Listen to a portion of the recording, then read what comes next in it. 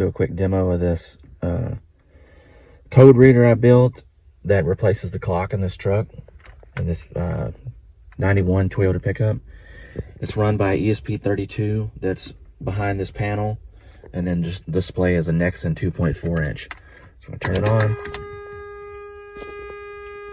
It's got 3 temperatures: outside, inside, and vent. Outside is in front of the radiator and condenser. Inside is underneath the steering column, and then the vent is in one of the ducts for this side vent over here.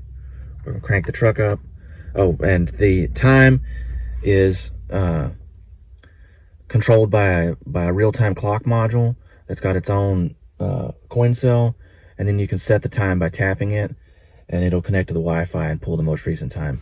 And down here is a button that says diagnostic mode. So we're going to crank the truck up,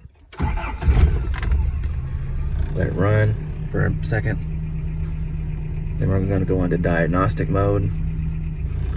It pulls itself into test mode. Check engine light starts flashing. When it gets done, it'll show the codes here. Right now, I'll have it only set to display 5 codes. Hopefully, I never need to have more than that. So I have 13 and 42.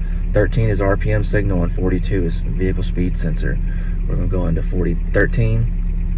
There's diagnosis and trouble area. Diagnosis: any signal is not input to ECM for 300 milliseconds or more when engine speed is 1500 RPM or more. We'll go back, we'll go to trouble area. Open or short in any circuit or distributor or ECM. That's where to look. We'll go back and we'll look at 42. Go to diagnosis.